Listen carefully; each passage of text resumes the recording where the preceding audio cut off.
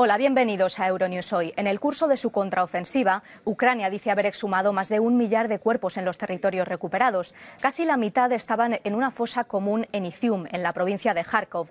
Del drama humanitario que está dejando esta guerra, la ONU ha dado una nueva cifra. Hay 1 millón de desplazados internos en Ucrania, pero fuera del país los refugiados ascienden a más de 7,7 millones. Y a ellos, Kiev les ha enviado un mensaje: que no regresen hasta la primavera. Más temas de Europa. El nuevo primer ministro británico ha puesto la economía en el centro de su agenda política y estas son las nuevas caras de su gobierno. Rishi Sunak mantiene como responsable de economía a Jeremy Hunt y ha recuperado otros perfiles experimentados de los gabinetes de sus antecesores, Liz Truss y Boris Johnson. También les contamos el ultimátum de la Unión Europea a Kosovo para acabar con la disputa que mantiene con Serbia a cuenta del reconocimiento mutuo de sus documentos de identidad. Ha pedido a la antigua provincia serbia de Kosovo que dé 10 meses más para que los serbios que viven en el país pongan en sus coches matrículas kosovares. Y al final del informativo tenemos una sección especial para responder a esta pregunta. Juan Carlos. Sí, hemos hablado con un operador nuclear y con un catedrático de ingeniería nuclear para ver si estamos al borde de la catástrofe nuclear en Zaporilla, cuál sería la magnitud y qué sistemas de seguridad tiene la central para evitar que esto pase. Eso será solo dentro de unos minutos, pero como siempre empezamos nuestro informativo con los titulares. El presidente de Alemania, obligado a entrar en un refugio durante su visita a Ucrania, promete la entrega de sistemas de defensa antiaérea. Berlín limita por debajo del 25% la participación de una filial del astillero estatal chino COSCO en el estratégico puerto de Hamburgo. Josep Borrell visita Argentina para intentar aumentar los vínculos entre el país latinoamericano y la Unión Europea.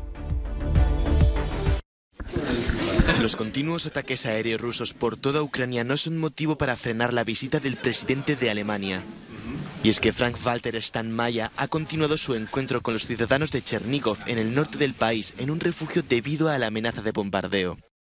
Steinmeier, quien ha sido criticado por su presunto pasado prorruso, ha acudido al lugar para dejar claro el apoyo de Berlín a Kiev. Durante su reunión con el presidente de Ucrania, Volodymyr Zelensky, este ha prometido la entrega de sistemas de defensa aérea. Unos sistemas que Zelensky reclama con urgencia, ya que los últimos ataques rusos con misiles han dañado gravemente varias centrales energéticas ucranianas.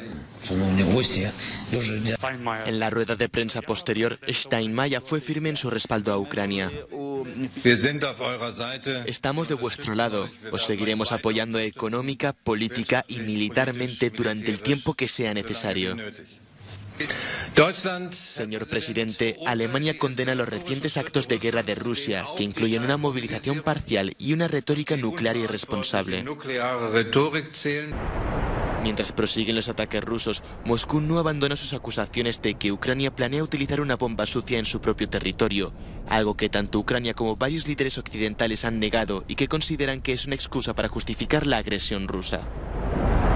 El Organismo Internacional de Energía Nuclear ha enviado un equipo de especialistas a 2 instalaciones nucleares ucranianas, algo que solicitó Kiev para desmentir las afirmaciones rusas. Mientras tanto, las autoridades han declarado la explosión en el exterior de unos estudios de televisión en Melitopol, ocupada por Rusia, como un ataque terrorista. Ucrania alberga 1 millón de desplazados internos. Son cifras que ha dado la ONU. La mayoría busca refugio en la zona occidental del país, lejos del alcance de los bombardeos rusos. La situación está provocando una gran presión en las instalaciones locales y se necesita apoyo desesperadamente. Actualmente hay 1 millón de personas en 5.670 hogares donde los desplazados buscan refugio temporal y apoyo. Necesitan ayuda a medida que se acerca el invierno. Las necesidades más urgentes son ropa de invierno, mantas, estufas portátiles y combustible sólido.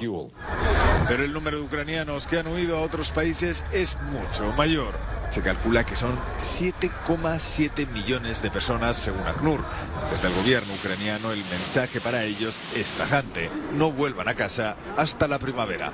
El Consejo llega en medio del temor a que las redes energéticas de la exrepública soviética no puedan soportar los ataques rusos. Las autoridades informaron de que el pasado sábado 1,5 millones de hogares en todo el territorio no tenían electricidad. Algunas fuentes calculan que los ataques aéreos rusos han destruido más de 1/3 del sector energético del país. Ignorando la guerra, muchos rumanos siguen haciendo sus compras en el país vecino, Ucrania. Algunos conducen hasta Chernivtsi, donde algunos productos son un 30 o 40% más baratos. En octubre, de media, 3.000 personas entraron en Rumanía cada día a través de este puesto de control fronterizo, Siret. Varios cientos de ellos son rumanos. Aunque hay una guerra al otro lado de la frontera, algunos se van de compras a Ucrania, especialmente para comprar comida. Harina, azúcar, aceite, detergente. El detergente es más barato que en Rumanía. ¿Cuánto más barato? Unos 10 leus, dice, es decir, el equivalente a 2 euros. Fui a Chernivtsi por algunas cosas que son un poco más baratas que en Rumanía. Cuando vamos hacemos una lista solo con lo mínimo. ¿Qué compró?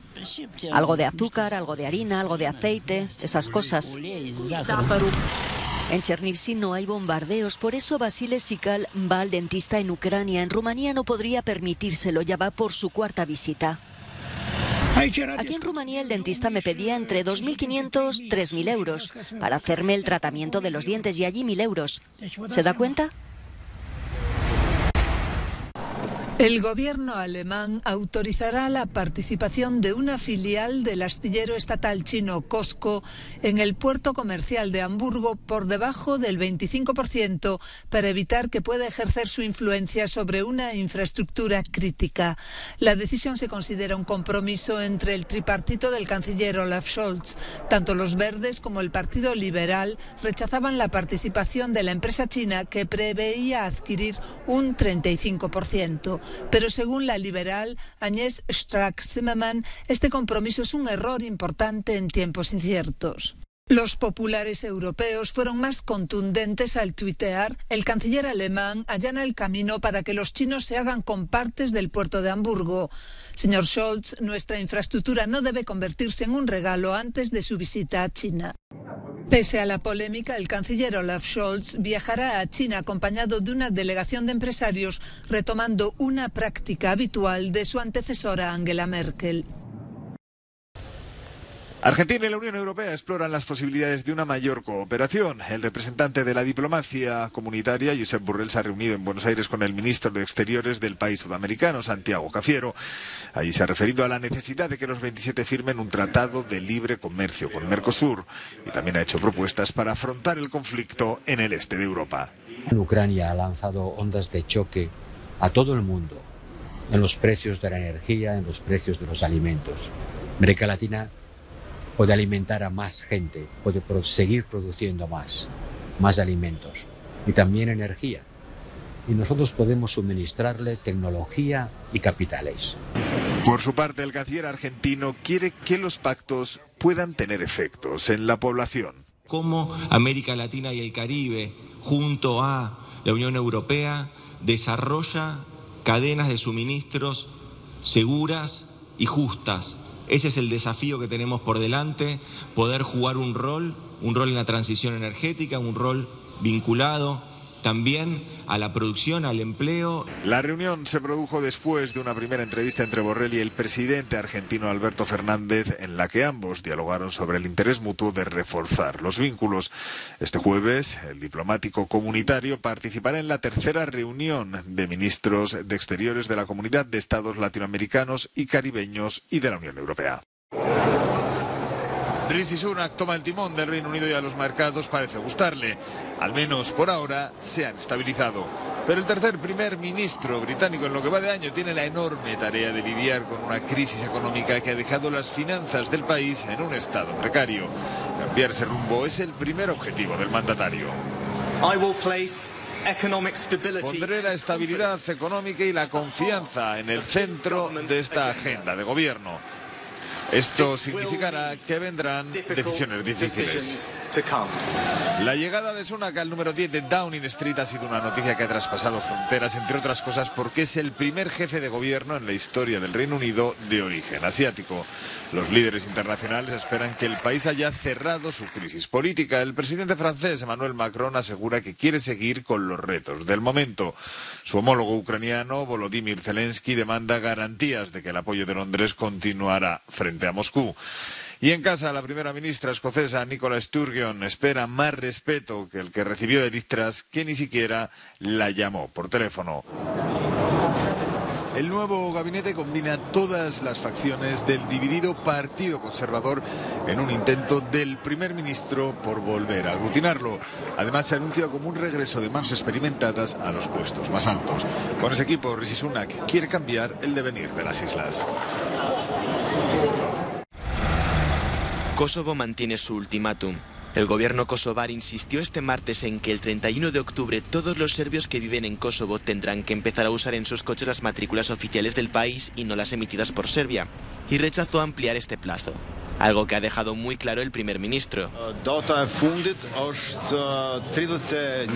Ya hemos pospuesto el plazo del 30 de septiembre al 31 de octubre, fecha límite en la que todos los ciudadanos de Kosovo que tengan vehículos con matrículas anticuadas deberán convertirlas en matrículas oficiales.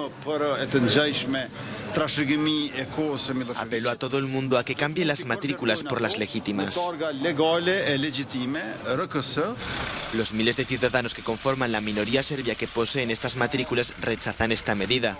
Esta situación lleva durante los últimos 12 meses generando tensiones, llegando incluso al punto de desplegar tropas en la frontera.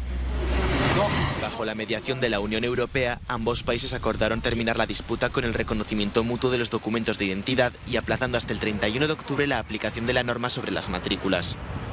Pero ahora los medios locales afirman que Estados Unidos y la UE han pedido a Kosovo que dé 10 meses más para cambiar de matrícula.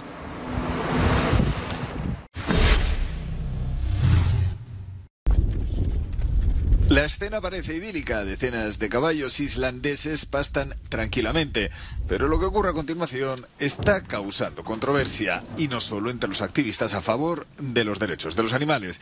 A las yeguas preñadas se les inserta una cánula en el cuello y se les extrae sangre, varios litros a la semana. En granjas como esta se obtiene la codiciada hormona de la preñez, que se utiliza para mejorar la fertilidad de otros animales como vacas, ovejas o cerdos.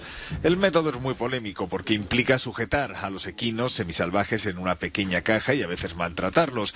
Desde que hace un año un impactante vídeo denunciara las prácticas, las organizaciones animalistas han mostrado su rechazo. ¿Cree que está bien coger a un caballo asustado y apuñalarlo en el cuello para hacer un medicamento de fertilidad para aumentar el sufrimiento de otros animales de granja? ¿Cree que está bien? Creo que la mayoría de la gente diría que no. Islandia es uno de los pocos países del mundo y el único de Europa que lleva a cabo esta polémica práctica. La hormona la procesa el grupo biotecnológico Izteka, uno de los líderes del mercado en el continente. Un negocio lucrativo hasta ahora. Las imágenes han provocado una tormenta y se han puesto en marcha investigaciones policiales, lo que ha llevado a algunos ganaderos a abandonar el negocio de la sangre. El fabricante teme ahora por su imagen. El vídeo fue diseñado, digamos, un poco para dar una descripción demasiado negativa, en mi opinión, del proceso.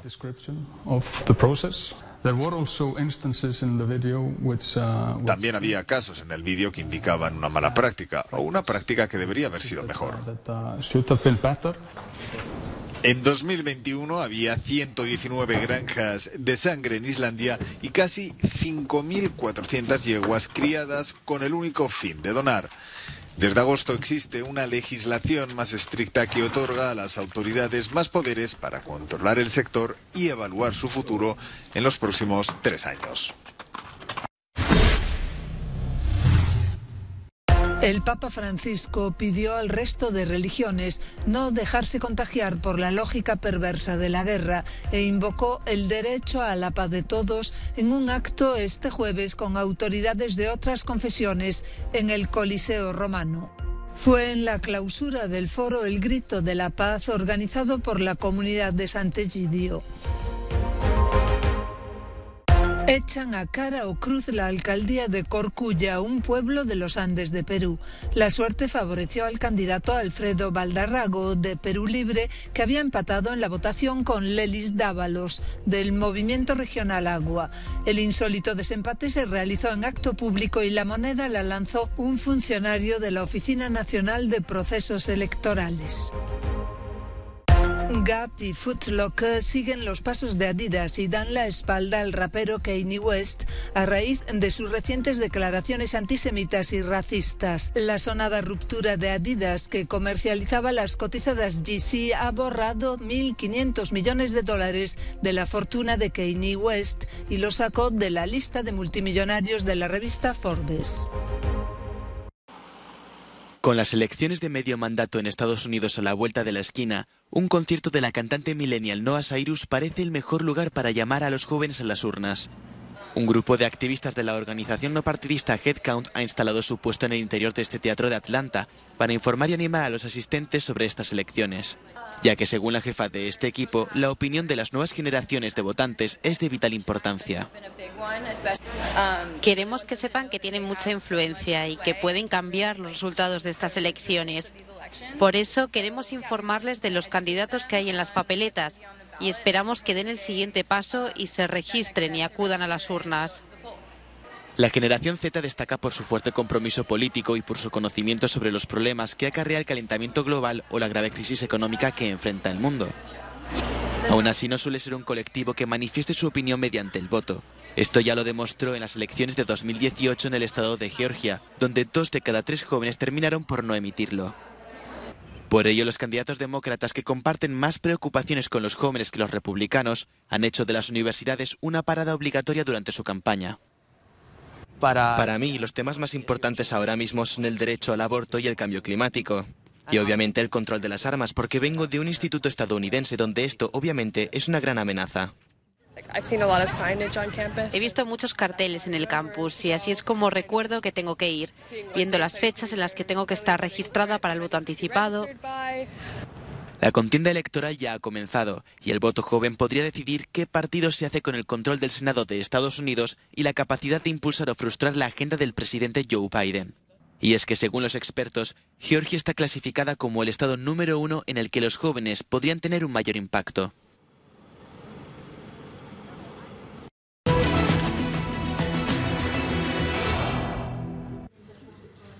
Saludos, bienvenidos a este especial informativo sobre la central nuclear ucraniana de Zaporilla. La infraestructura crítica ocupada por los rusos, pero operada por cientos de técnicos ucranianos, se encuentra, como ven, en mitad de la línea del frente, formada por una frontera natural, el río Dnieper. La planta ha sido blanco de varios ataques sobre los que las fuerzas de Ucrania y Rusia dispuestas en estas áreas se han acusado mutuamente. Lo primero que uno piensa es que la zona más crítica es en la que están los 6 reactores. Estos se encuentran en parada fría, es decir, mantienen su calor residual, como el que pueda tener una vitrocerámica de una cocina, pero no se pueden quedar sin suministro eléctrico, porque digamos que la refrigeración que los mantiene a menor temperatura debe ser continua para que no haya ningún problema. Las zonas más sensibles no son los edificios de los reactores, que como he dicho tienen 1,5 metros de grosor, de hormigón, o sea, son búnkeres realmente. Para romper un edificio de contención con ese 1,5 metros de grosor hacen falta misiles muy potentes, mucho más que los que se están viendo en esta guerra. El reactor está muy frío, estará ahora aproximadamente entre los 30, 40, 50 grados de temperatura, comparado con los 300 grados que está cuando el reactor acaba de parar. Es decir, que el calor residual existe y hay que refrigerar esos reactores, pero es un calor residual muy bajo. Volvamos al plano de la central nuclear para ver mejor cuáles serían entonces esas zonas más vulnerables. Son, como ven, los edificios auxiliares, donde se trabaja y podrían producirse fallos, o donde se almacena el combustible usado, que es radiactivo. Pero según los expertos, el combustible que se almacena aquí no es el que se ha usado en los últimos años y que es más peligroso, sino que es el que más tiempo tiene y que es menos problemático. Sin embargo, durante la visita del Organismo Internacional de la Energía Atómica, se observó que no hubo daños en los reactores, pero sí en el área de las instalaciones de almacenamiento. Veamos la imagen que incluye el organismo en su informe y algunas de las incidencias. Como ven en la imagen de finales de agosto, de los edificios auxiliares, este es el más afectado. En este, como ven, se produjeron 3 impactos. También hubo un fuego aquí. Este es el edificio de formación que sufrió daños al principio de la ocupación. Además, los técnicos encontraron vehículos y armamento militar. Aquí marcaron que hubo probablemente un lanzamisiles y aquí un misil clavado. También se encontraron con un campamento militar ruso que presentaba daños. Pero los ataques recientes son los que han encendido las alarmas, ya que los dos suministros de electricidad externos, como pueden ser los de la central térmica, que es esta que ven en el mapa, o las presas hidroeléctricas, se están viendo afectadas. Digamos que está peligrando uno de los muros de contención que mantienen el suministro, pero aún quedan otras dos fuentes de suministro según los expertos, los generadores diésel y una turbina que no necesita electricidad. Cada uno de esos 6 reactores nucleares tiene 3 generadores diésel independientes. Cada uno de esos 3 generadores diésel es capaz de refrigerar a un reactor, es decir, que digamos que está triplicada la seguridad en ese caso. ¿Se acuerdan de estas imágenes? Es Fukushima, la central nuclear que sufrió un accidente debido a un enorme tsunami que afectó a Japón hace más de 10 años. Si todos los muros de contención que hemos visto fallasen en Zaporilla, ¿se produciría una catástrofe como esta? Pero la diferencia con Fukushima es que allí los reactores se habían parado 1 hora antes de que empezara el deterioro. Tenían todavía mucho calor residual, mucha energía que disipar. Y al quedar sin ella, pues en pocos días, como vimos, se produjo ese deterioro que hizo que algunos de los edificios incluso pues reventaran. En el peor escenario posible, podría pasar algo parecido a lo que ocurrió en Freeman's Island, en Estados Unidos, en 1979, cuando se fundió el núcleo del reactor, pero no hubo emisiones radiactivas al exterior. Ucrania acusó a Rusia de secuestrar al director y a 2 operarios, así como de presionar a los trabajadores. Recordemos que muchos viven en Energodar, la ciudad que alberga la central y que también está ocupada. Además, Putin firmó un decreto recientemente con el que se apropió de la central, una buena pista de lo que puede pasar a partir de ahora. Hasta aquí nuestro informativo de este miércoles. Gracias por estar con nosotros y ya saben que pueden seguir la actualidad en directo en Euronews y a través de todas nuestras plataformas digitales. Les dejamos ya con un no comment para que disfruten del segundo eclipse de sol parcial del año. Así nos despedimos. Hasta mañana.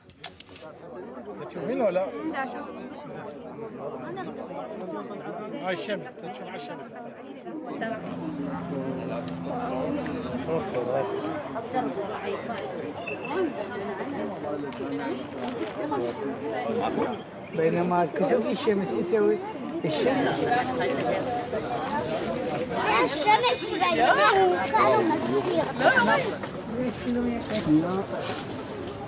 אתה רואה באיזה חלק זה מכסה היה?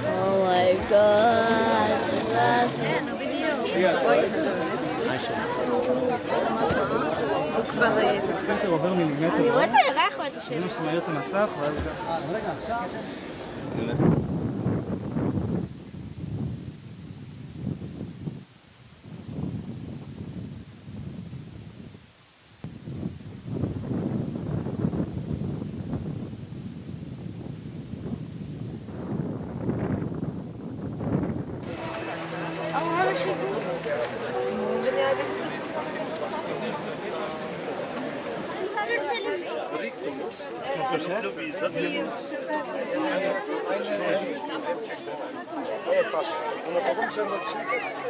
Yo